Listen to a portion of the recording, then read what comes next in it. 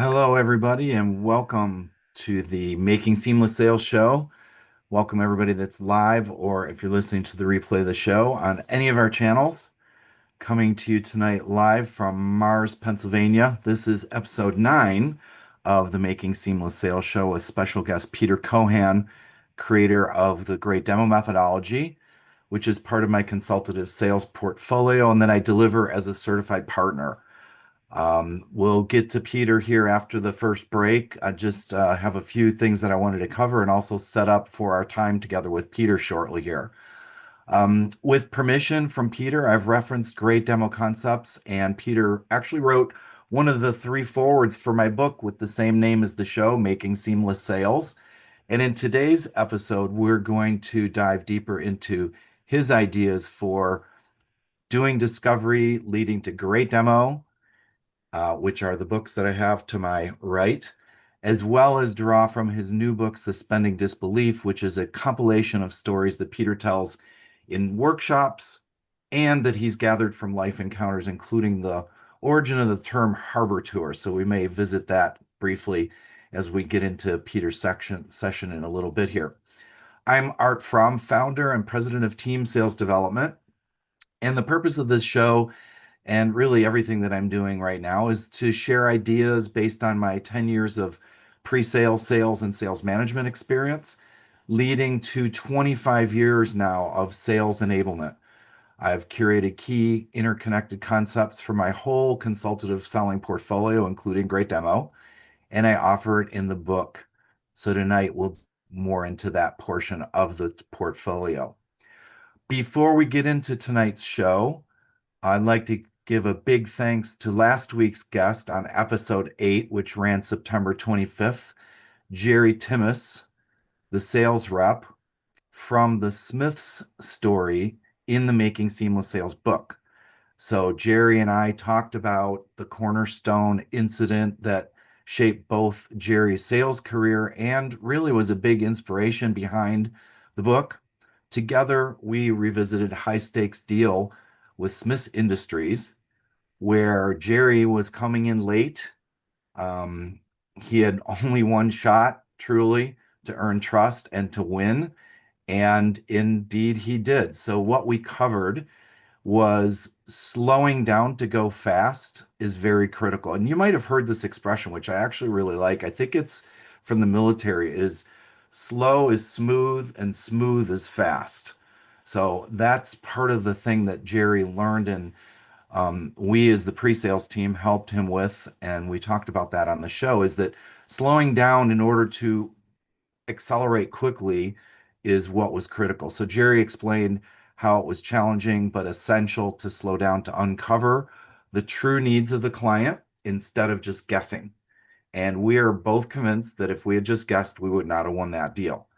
So the approach that Jerry took, that we took together, which seemed like a long shot opportunity and turned it into a lucrative recurring revenue opportunity for him and a launch pad for his successful career at Oracle and Salesforce.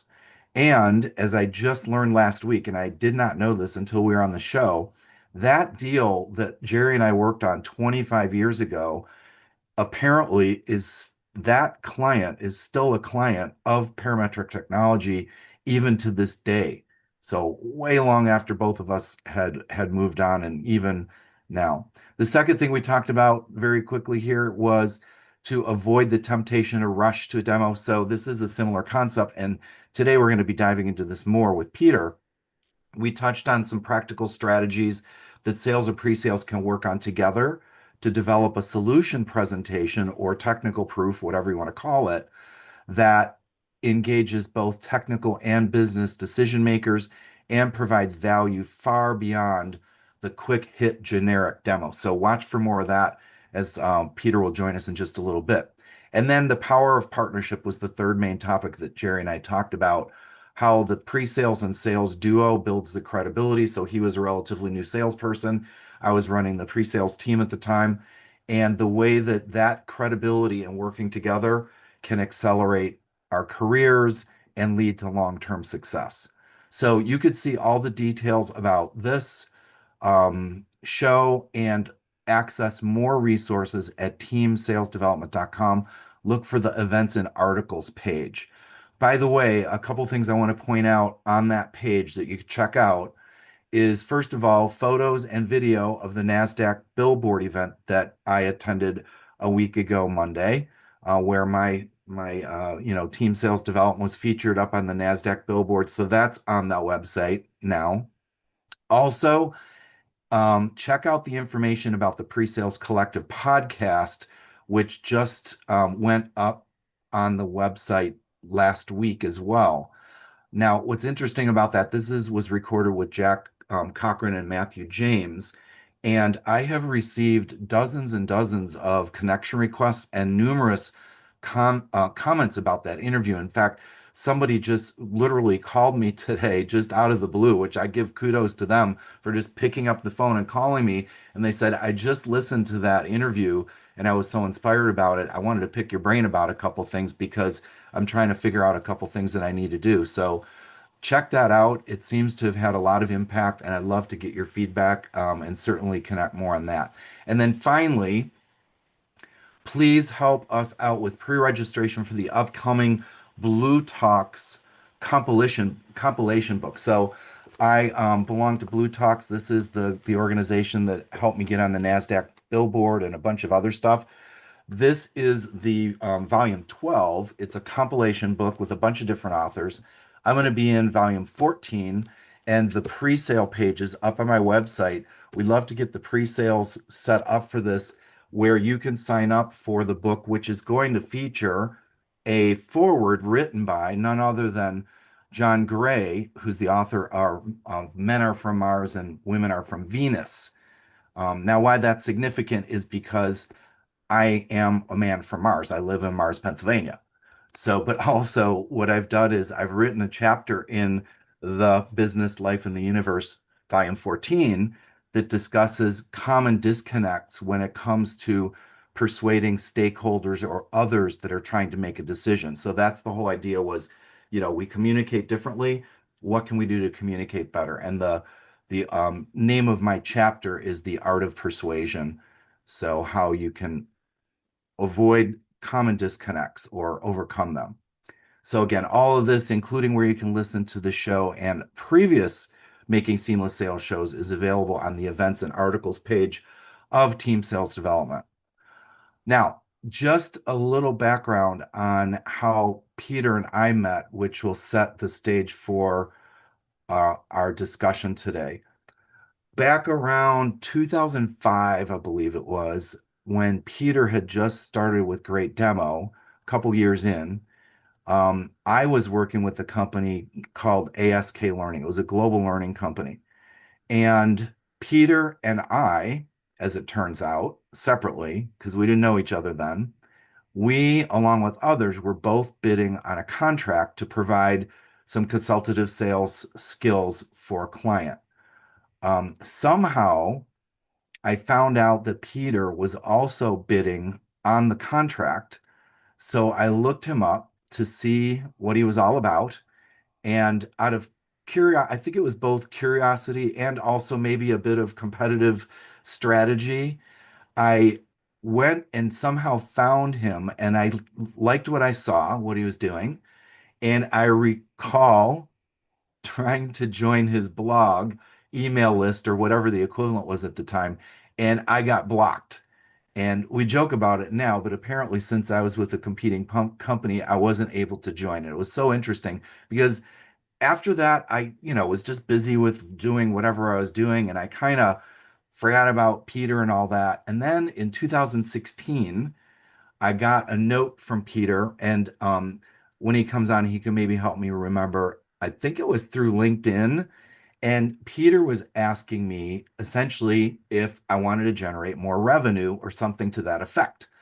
So, being curious and almost instantly recalling the previous time that I ran into Peter, I had a couple of thoughts.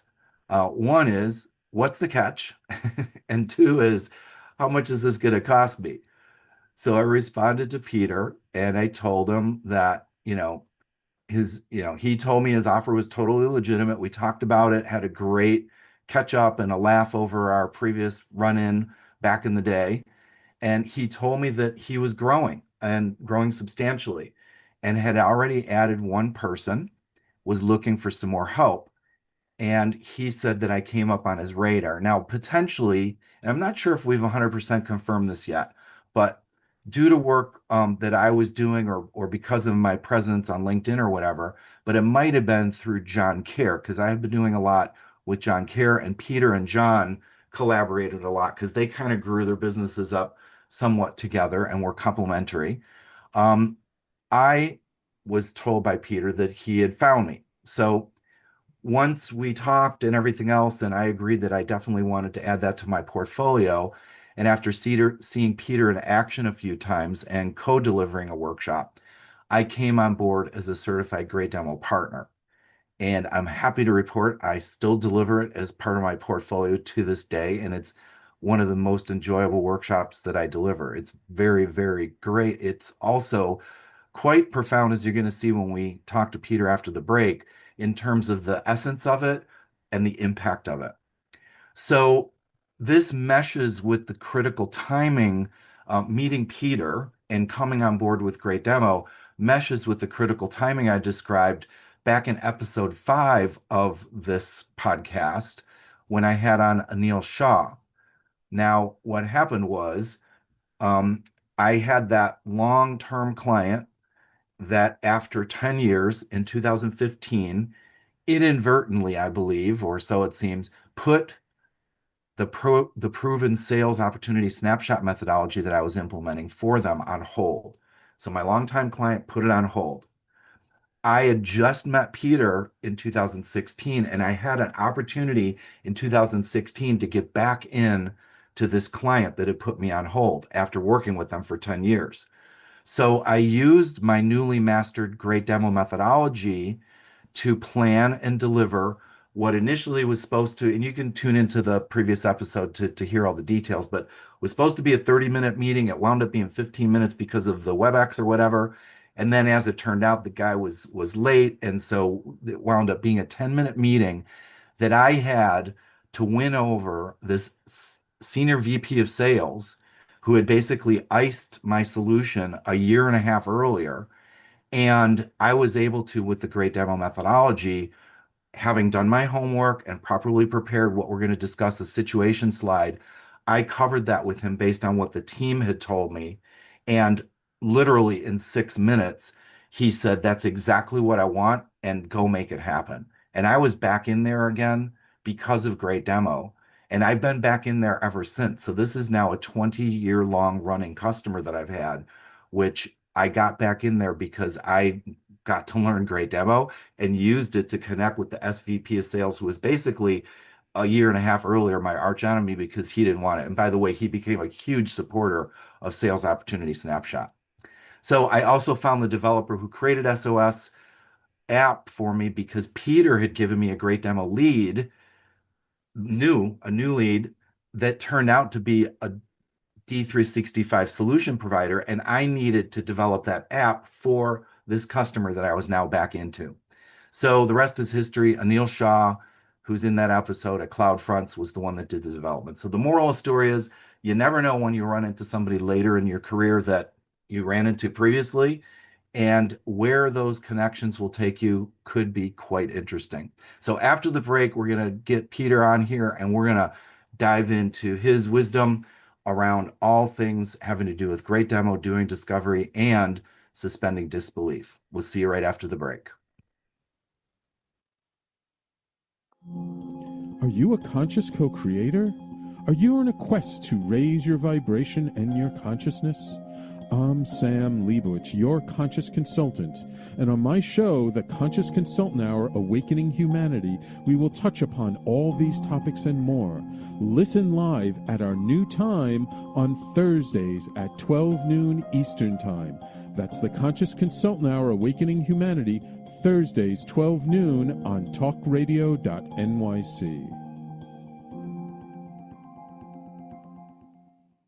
Are you a high-achieving, growth-oriented leader? Are you interested in developing your authentic leadership while creating a healthy, inclusive workplace? Hi, I'm Dr. Mira Brancu, host of The Hard Skills, on talkradio.nyc at 5 p.m. Eastern on Tuesdays, where we discuss how leaders develop the hard skills needed to make a greater impact. We interview experts, have live coaching, and tackle these challenges. Listen to The Hard Skills on Tuesday at 5 p.m. Eastern on talkradio.nyc. Are you a purpose-driven individual looking for deeper healing, clarity, and growth? Welcome to the Expansion Room, a transformative space for purpose-driven individuals. I'm Siobhan Larice, host, licensed therapist, and coach. Join me every Wednesday at 5 p.m. Eastern Time on talkradio.nyc. You're listening to Talk Radio NYC. Uplift, educate, empower.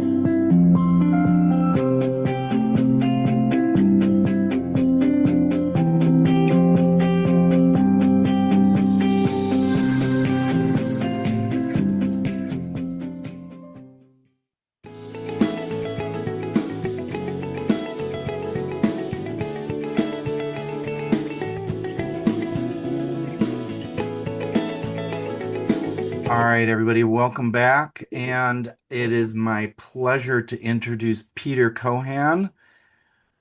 Peter, if you could come on to the video and unmute. I should be there. There you are. Hello there, Peter. So Good this is my afternoon. longtime Great Demo partner and colleague. And just a quick introduction, and this is the way that Peter loves to use this catch line, so he suggested it for the introduction for him. Have you ever seen a bad software demo or suffered insufficient discovery?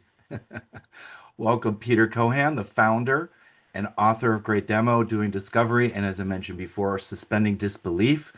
Peter helps software organizations achieve their pre-sales, sales, and marketing objectives by making their discovery conversations competitively outstanding and their demos crisp, compelling, and surprisingly effective. Peter has experience as an individual contributor, manager, and C-level team member in marketing, sales, and business development. And he's been and continues to be a prospect and, importantly, a customer of various technologies or other things that he consumes. So, Peter, welcome to the Making Seamless Sales Show. Many thanks. And man, I sound good. Of course, because you are one of the goats, right? All right. Goats. So, do you remember when goat meant something else entirely? yes, Like the opposite of goat? right. There's a lot of those things that have changed their meaning over the years, haven't they? So So true. just to get us started, in case some of the audience somehow or another doesn't know who you are, just briefly describe kind of how you got to where you're at and your current focus. How I got to where, well, I was born in a log cabin in 1862. Wait, that's the wrong origin story. In a nutshell, I was the customer buying a CRM system a number of years ago. And as a result of being a customer, I suddenly had the scales fall from my eyes with respect to organizations, vendors who were doing insufficient discovery and then inflicting 2-hour or longer demos on their customers, in this case, me. And as a result of doing this, or I should say experiencing this, I got the team together and said, hey guys, what did you think about the demos we just suffered through? And it was 5 vendors, each with a 2-hour demo. And what do you think they said? What do you think the team said?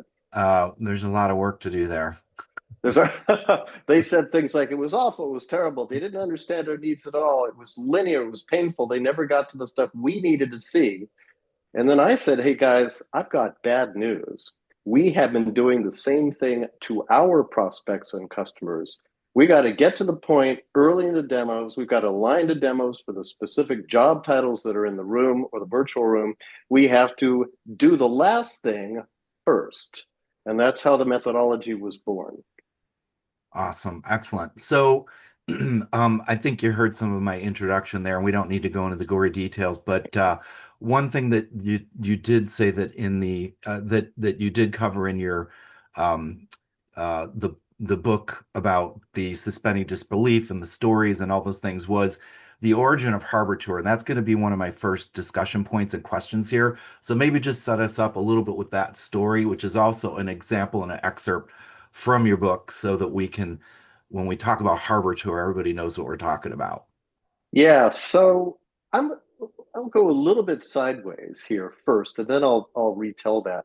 So I was having a conversation with a customer a few days ago, and the person said something to the effect of, "And everybody has to learn the golden demo." And every time I hear that phrase, I cringe because what it says is that everybody's going to learn that demo. And what that means is everybody's going to do what? The same demo. They're going to repeat that demo over and over and over because it's the demo they know. And it's the demo in many cases they've been told to do in almost every situation. So this is 162 years ago. I'm in Germany doing a great demo workshop, and I'm describing a typical traditional demo, long linear demo. And as I'm partway through it, a woman in the front jumps up, literally jumps up and says, "Ah, you mean the Harbor Tour?" And I looked at her quizzically and said, "I'm sorry, I've never heard this term before." And she says, she actually sounded like this. She says, you take the customer, you put them on the boat, they cannot get off. And she says, then you drive them around the harbor for 3 hours, continually asking them, "Have you seen anything you like so far?" And everybody in the room started to laugh. And in the German tradition, they were knocking their knuckles on the tables because it was something very meaningful to them. And I said, "Do you mind if I harvest that term? That is terrific. It's the perfect description of a painful linear traditional demo. You're stuck in that demo. You can't leave, and you're not seeing anything you're interested in. It would be like going to San Francisco, boarding a tour boat, and being driven around for 3 hours in the thick fog." Yes, you're stuck So on that's Z the boat. you're stuck in the boat.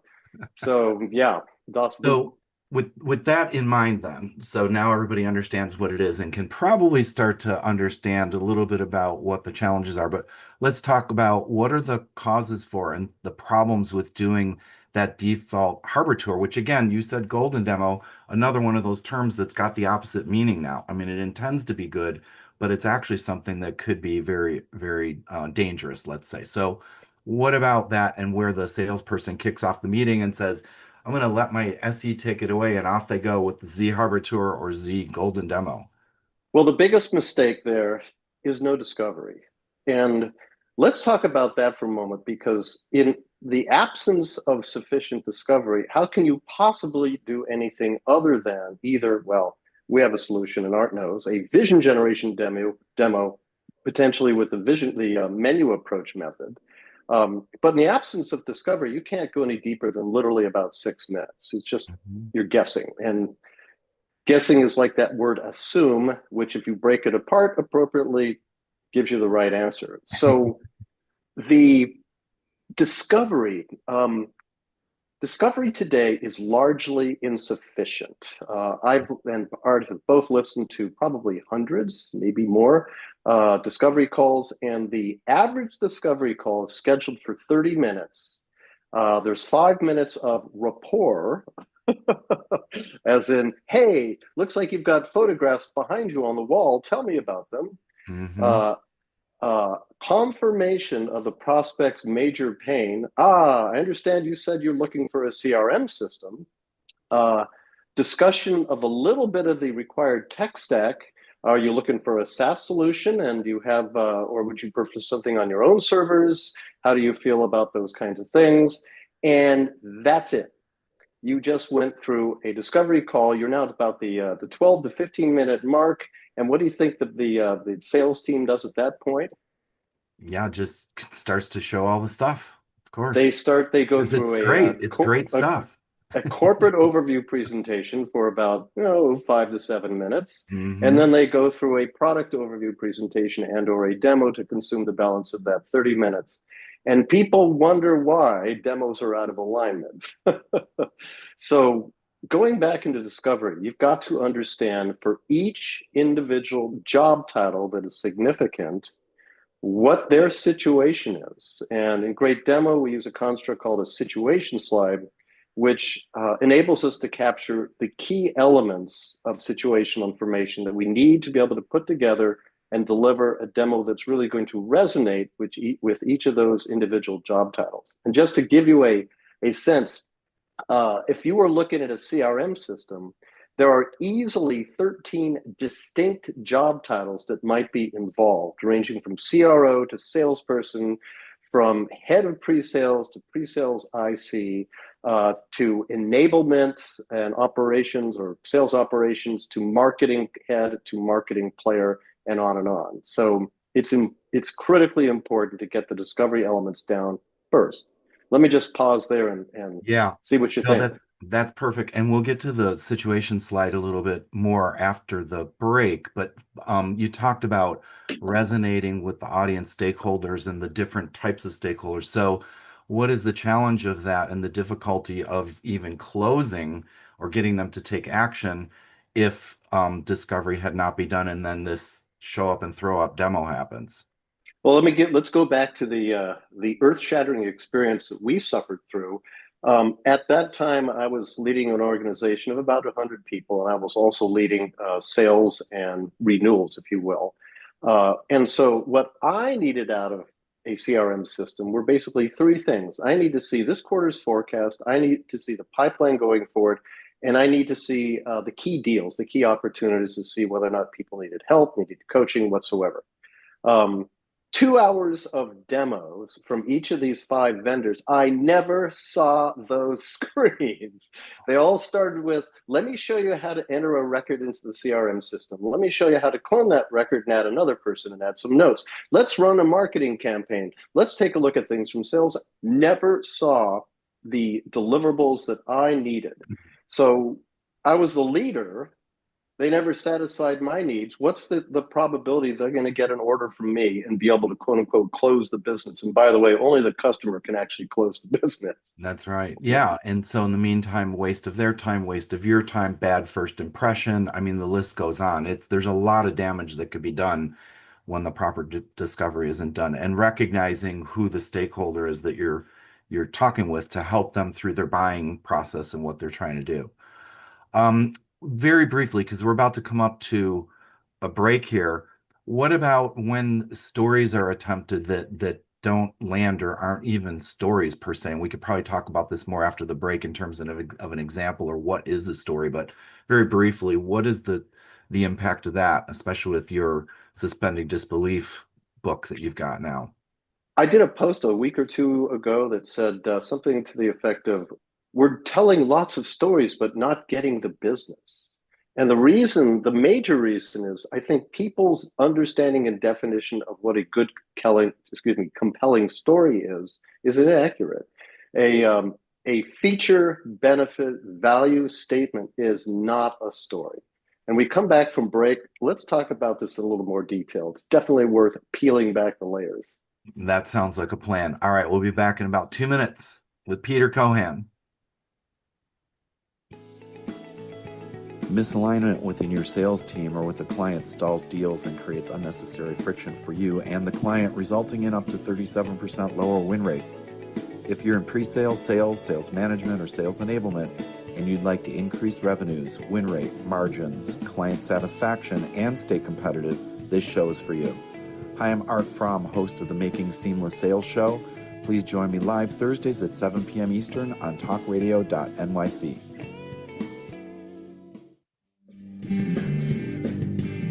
Hey everybody, it's Tommy D, the Nonprofit Sector Connector, coming at you from my attic. Each week here on talkradio.nyc, I host a program, Philanthropy in Focus. Nonprofits impact us each and every day, and it's my focus to help them amplify their message and tell their story. Listen each week at 10 a.m. Eastern Standard Time until 11 a.m. Eastern Standard Time, right here on talkradio.nyc. Hi, I'm Linda Marcanico. The A Train to Sedona is a memoir about my journey to love and compassion. It's also the name of my new broadcast on Wednesdays at 12 noon. When we are spiritual, we embrace possibilities and ideas, which strengthen our mind, body, spirit, health, and wisdom. On the A Train to Sedona broadcast, I plan to interview guests who embrace these expansive practices. Join us on Wednesdays at 12 noon on Talk Radio New York City. You're listening to Talk Radio NYC at www.talkradio.nyc. Now broadcasting 24 hours a day.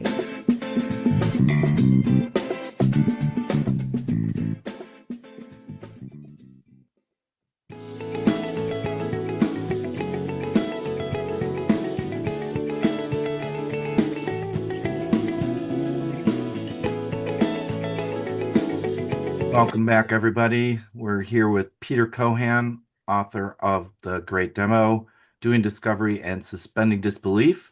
And what we were talking about is the challenges of harbor tours and not doing proper discovery.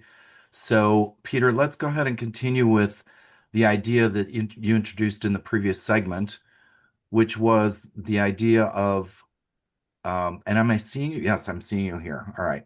Um, the idea of the situation slide. So what are some of the ways that we can communicate value to the business decision makers and technical decision makers, connecting the product and business results, and the way the situation slide can help that as both the outcome of discovery and the start of the demo, and perhaps reviewing what the components of the situation slide are would be helpful for the audience in case they don't know it. Sure. So, great demo situation slide focuses on an individual job title and his or her situation, hence the term situation slide. So, if you've got a head of sales and, for example, a mid-sized SaaS software company, that would be the job title in the industry. The next level, or the next important thing, is what is that person's top level challenge? How do they know at the end of the year that they have achieved success? So in the case of a head of sales, it's most likely hitting their numbers on a quarterly and annual basis. And the inability to do so is what makes it a critical business issue.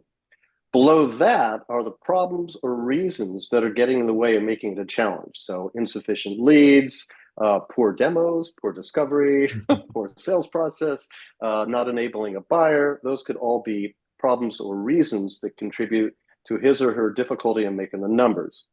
Below that are the specific capabilities that this person feels or says that they need to solve the problem. For example, it could be sales skills training, it could be demo skills training, it could be discovery skills training, it could be whatever. But those are the capabilities that are discussed and agreed upon with the prospect of what he or she feels they need.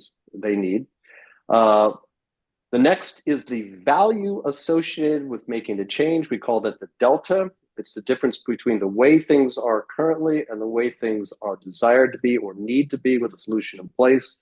And then the final element, great name for a movie, the fifth element, is the timeline, a critical date, a date by when the prospect needs to have a solution in place and the driving force that is behind it. And ladies and gentlemen, boys and girls, I have to share with you that a critical date is not your end of quarter. It's the prospect's critical date. Right now, so if those are, and as everybody thinks about that, those are some of the elements of perhaps some methodologies that you're already using, and this puts it all into a succinct way for what I would call the target of discovery. So this situation slide should be what discovery results in understanding, and then help us out with what that is, how that helps then set up for preparation of the demo and then actual presentation of the demo. Well, let's start with the specific capabilities, because the list of specific capabilities are exactly that. It's not, and I need a tool. It's what reports, what deliverables do I need out of this software package? So going back to the CRM system and my personal experience, I said it was 3 sets of information. I needed dashboards or reports for the current forecast, the pipeline, and the key deals. That's what I needed out of the system. Those are the specific capabilities that I wanted to see. And the person showing me a demo, if he wants my business, should show those 3 things right up front. Satisfy what I'm looking for, make sure that I'm comfortable with that. And then, you know what? He or she may be done with the demo for me, because that's all I needed to see. Let me share a story. Yeah. Are you familiar with, well, the way I like to introduce the story is, are you interested in hearing the true story as related to me by a comrade of snatching defeat from the jaws of victory? Of course, Peter, please. It's called the credit card story, and it's a gentleman that actually went through one of the workshops that we taught. He was in oil and gas. First name was Tim, and he was meeting with a small customer up in Calgary, but an important customer, a sizable opportunity. He'd done his job in discovery and was a face-to-face meeting with the CEO of this little company and a few members of the CEO's team. Tim started the demo by reviewing the situation slide information, which is what we recommend. The CEO said, yep, you're spot on. And in fact, things are even worse now than they were before. Tim said, I understand. And then Tim immediately showed, I think it was 3 dashboards that the CEO wanted and needed to basically track his progress, measure his results, and see what was going on.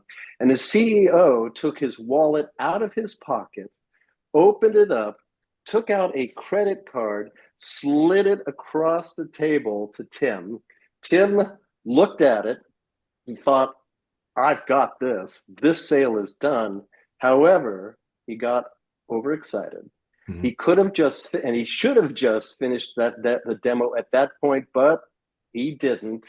He thought, wow, I've got so much more cool stuff to show the CEO. And he did. He showed this capability and that capability. He found it very odd, Tim did, that as he showed more and more, the CEO had started with a big smile, and it got smaller and smaller and began to turn downwards into a frown. In fact, after a few minutes, the CEO reached back out across the table and gently drew his credit card back, put it in his wallet, and put it away. No sale. Mm-hmm. So what's the moral there? By the way, I love that story. That's called the credit card story. It's in Suspending Disbelief, which everybody should have and read, because it's a fast, simple way to get 40 some odd years of experience under your belt and in your brains. So what's the moral of the story? Yeah, I mean, it goes back to specific capabilities. One of the hardest things to do is not to know what to put into the demo, it's what to take out of the demo. And we want to put everything in it. So specific capabilities help with what should come out so that we keep in only the essence of what's needed. And it's funny because up until the point where the credit card started to be withdrawn, that was exactly the situation that I was in, that I was talking about at the first segment.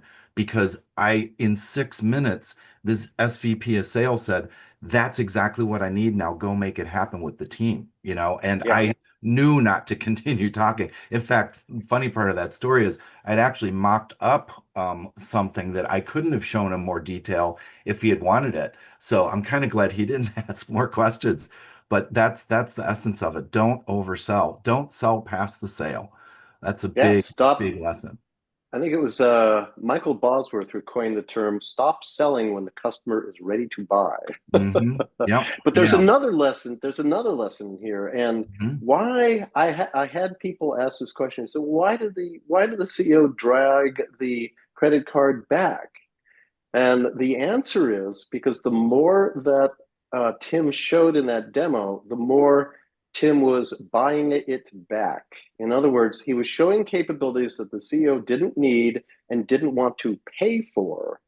And the CEO reached basically had reached the point where he thought, I'm paying too much for this, for those few capabilities, and I'm not going to use all this other stuff. So I'm not going to buy it. Yeah. So showing things that the customer doesn't need is also known as buying it back. Yeah. We've called it overkill as well. It's like, I don't need all this stuff. Why now? I feel like I'm paying too much for all this stuff, and so yes. we don't want to be in that situation. And that is where you will actually hear prospects say, when it's time to negotiate that license agreement, you showed us a lot of stuff we're not going to use, so you need to give us a discount. Yes. Now, so the situation slide isn't just for pre-sales though, and it's not just about knowing how to do the demo. How does it help with the, pre-sales and sales being on the same page, for example, and even Well, divide and conquering with different levels and types of stakeholders. so it literally puts the selling team on the same page, whether it's a single individual or a team of 20. You're able to work from the same simple construct to understand, oh, well, for this demo, for this person, here's what we need to show, and we're holding everything else in reserve. For this person, same company, but different part of the demo meeting or a different demo, here's what we need to show, and we hold all this stuff back. Mhm. So, the example would be, again, a CRO needs to see certain reports. Marketing folks, they need to see campaigns and lead gen and related type things, totally different than what a CRO or the sales side of the house needs. Mhm. So when it comes to the situation slide, then it's about that person, it's about what their critical business issue is. The problems and reasons are addressed during the demo, showing just the specific capabilities, obviously talking about the business benefit they're getting out of it. Where you mentioned that a critical date is not the end of our quarter, where does that come in and what does that help to do to drive the deal forward and get some action on the part of the stakeholder? Once you know a prospect's critical date, you are able to work backwards in time from that date to manage implementation, training, rollout, to put that on a timeline, a calendar, so that you and your prospect then can march together. This is really a key element of buyer enablement. You can march together towards enabling that prospect to achieve that critical date. So to give a small example, the prospect says, if we don't have a new solution in place by the end of the year, we're going to have to pay for another year's license of the old system. And you say, okay, terrific. So we need to have a solution in place by the end of the year. Let's back up a couple of weeks from that so that we're really ready to go in mid-December. And then you come back, because nobody's going to do anything for the last 2 weeks of the year except for desperate salespeople. And then you can move back. Well, let's talk about how long it takes to train people. Let's talk about moving the data over. Let's talk about implementation. Gee, there's configuration to take place. Oh, in order for you to go live on December 15th, it looks like we actually need to have the licenses done by October 15th. Why, that's 13 days from now. And now you have a mutual plan on how to move forward. Now that should be gold to every salesperson listening, because this is the way that you can compel your buyer. You said it earlier, Peter, we don't close them, they close themselves. So whoever the stakeholder is, help them realize that in order to get to their critical date, which was found out in discovery, confirmed in the situation slide, and then brought up as the way to move them forward, that allows you as the salesperson to get a close that addresses their needs, and that will address your needs. So that alone is something that, as far as the situation slide for sales, that is a great way to compel action on the part of the buyer. Um, we only have about a minute left here, Peter. Any concluding remarks, and then how to contact you? Your contact information will also be in the show notes and all that. But what would you like to wrap this up with in the last minute here, and how to contact you? Well, contacting me is easy and direct. We have a greatdemo.com website, and of course, I can be reached directly at pcohan, P-C-O-H-A-N, at greatdemo.com. I would also say the following. I am at a point in my career where I am more than happy to coach people individually, to help folks, to bounce ideas off of people. I've been doing this rather frequently. If you've got a question about material in any of my books, if you've got a question about any of the training that you may have experienced or undergone from Great Demo during discovery, if you have an idea that you'd like to bounce, I am available for you. Just reach out. Happy to try to help. Yes. And again, Peter, thank you so much, not only for being here, but just being a great partner and allowing me to highlight some of the great demo methodology as part of that whole portfolio of offerings, and contributing to the book. And we're looking forward to hearing more and seeing more. So thanks. And everybody follow Peter, take him up on his offer. You won't regret it. It's going to be great. Thanks so much, Peter. Thanks, folks. Bye now. Thanks, Art. On Frank About Health, we're not just talking healthcare. We're managing disruption and innovation. Over the last 4 years, I've taken you from epilepsy and COVID to mental health, caregiving, and now the front lines of healthcare transformation.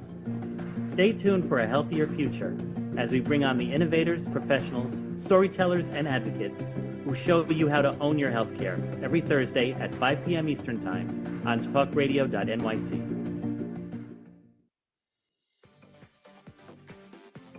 Ready to serve up success with a splash? Hi, I'm Bruce Kramer, aka the Corporate Cockroach.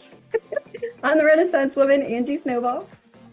And I'm your strategy doctor, Dr. Navtej Desange, inviting you to serving up success with a splash. Join us as we shake things up with real talk and real strategies centered around awareness, action, and accountability. And yes, there really is a cocktail involved. Please join us and sip your way to success. Serving up success with a splash, where wisdom meets happy hours. Cheers! Cheers. You're listening to Talk Radio NYC at www.talkradio.nyc. Now broadcasting 24 hours a day.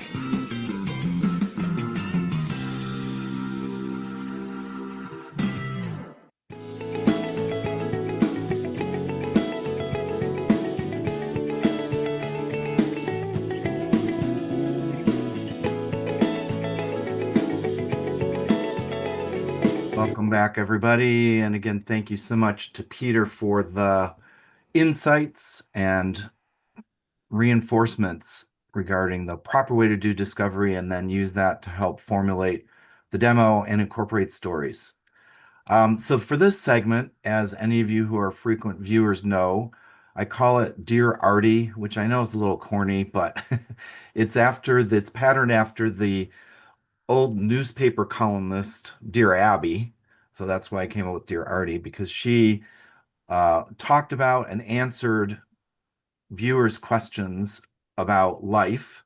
And I'm doing this to answer viewer and listeners' questions about sales. So I went through my archives and I found some that were directly related to our topic that can help to further explore a bit of what Peter and I just covered.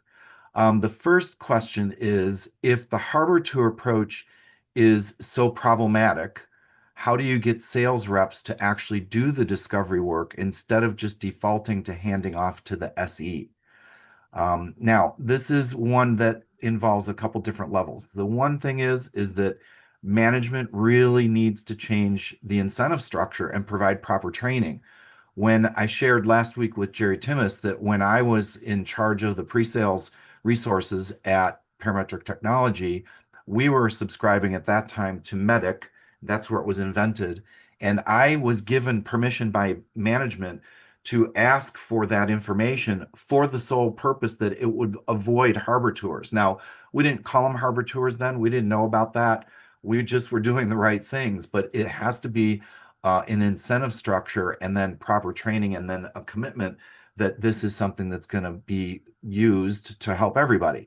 I also advocate that pre-sales needs to sell sales on the idea of doing discovery. Yes, sell your salesperson. So if you're in pre-sales, this is what you can help sales do, which will help them.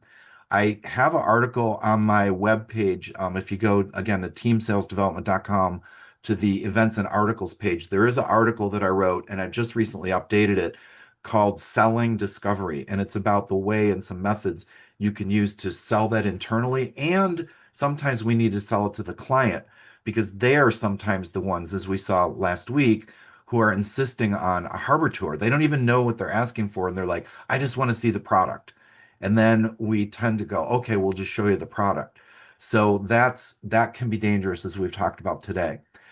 So many sales reps also avoid discovery because they may lack the confidence in their technical knowledge, or they fear that they'll say something wrong.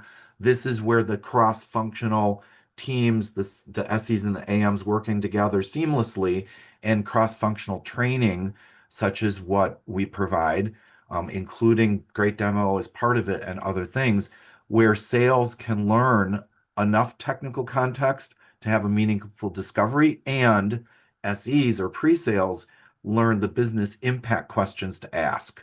So discovery really does need to be a required gate in the sales process, or better yet, in the equipping the buyer with their process. And no demo without a completed qualification and discovery summary, aka the situation slide, should be delivered. It's a high bar to set, but it's very important. Without addressing this core issue, you'll keep getting the same dysfunctional handoffs. Sales reps need to understand that discovery is not just nice to have, it's what separates successful deals from technical wins that go nowhere.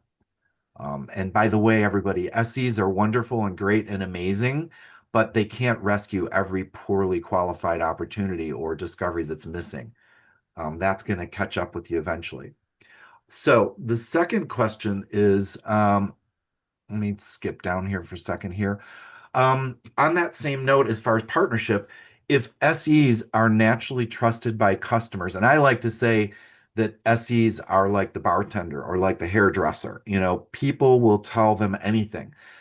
SEs are like that. And so if SEs are naturally trusted by customers like bartenders, how do you prevent them from accidentally undermining the sales process by being too helpful or giving away too much information?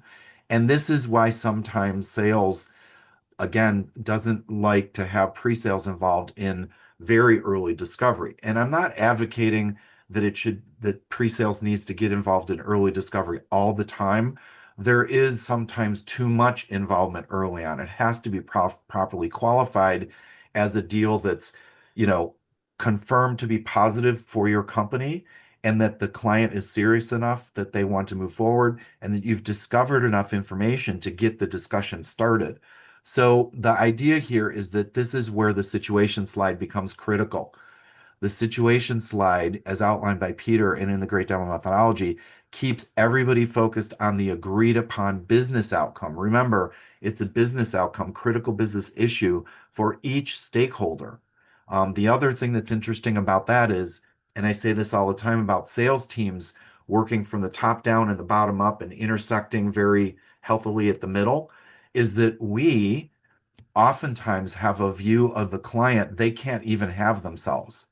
They are so siloed themselves, or so focused just on what's going on for that day or at that moment, they often don't see the bigger picture.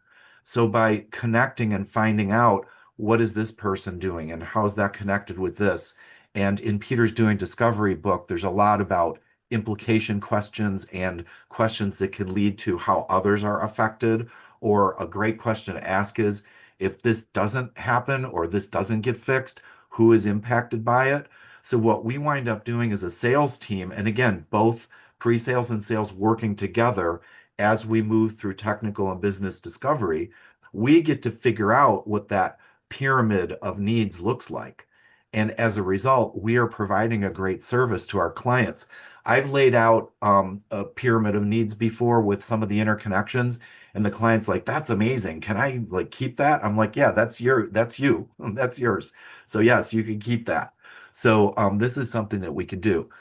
Therefore, a couple suggestions is, again, situation slide, use that as a central grounding for everybody. It keeps everybody focused on the agreed upon business outcomes. And that's the only thing that matters, by the way, is the business outcomes. We've talked about this before many times, and you've seen me talk about this on some of my other talks. Our solutions have no inherent value. It's only about the perception of value in the eyes of the buyer, and that is going to be based on their personal outcomes, their business outcomes, and even the outcomes, in terms of the team. So SEs, we want to train SEs to redirect technical curiosity that they have back to business impact. Always asking the question of, so what? Or what does this do for them? Or why would they care about it? So, things like, if somebody asks a technical question, we could say, "That's a great technical question. Yes, we can do that." So you can acknowledge the technology capability. More importantly, how would that capability help you achieve the business or return on investment targets we discussed? So part of our job is, even during a demo, is if there's a question that comes up, redirect it back to what those business needs are. And the key is sales leveraging the trust of the client in the SE in order to advance the sale together. not just about satisfying technical curiosity. So whereas the SEs often get pulled into technical rabbit holes because they want to be more helpful, this can derail the business conversation. So the goal is to use that trusted advisor status strategically and use the situation slide strategically as the outcome of discovery and the plan for how you will work together to move forward with the customer's needs. Then you can share concerns and objections with the SE, and they won't, with SE, sometimes they don't want to tell the sales reps, but this intelligence needs to flow back so that we can advance the opportunity, not just solve technical puzzles. So there's a couple of questions and a few responses that you could take away what you want to in terms of the goodness, how that applies to your situation. So that's going to do it for today's show as we begin to wrap up here. Thanks again to Peter Cohan for sharing his ideas. Please check out the resources on the show page. Before you go, again, check out the Team Sales Development website, including the events page. For details about previous and upcoming events, contact me to discuss your plans for sales kickoffs, seminars, other events to improve your sales results for your team. I offer keynote seminars, workshops, and CRM integrated tools that are proven to help sales sell and help avoid the rush to demo. Please like, share, subscribe, and comment on the show. Listen to the replays on your favorite channel or podcast streaming service. And then join me next week at 7 p.m. Eastern when I talk with Yumi Peterson, formerly of Palo Alto Networks, now with Cato Networks, as we talk about her experiences in running SDR, BDR teams and field sales and the way that those teams have been able to work with pre-sales in a way that moves the sale forward quickly and achieves the sales outcomes, her critical business issue. Thanks again, everybody. Have a great week. We'll see you next week. Take care. Bye-bye.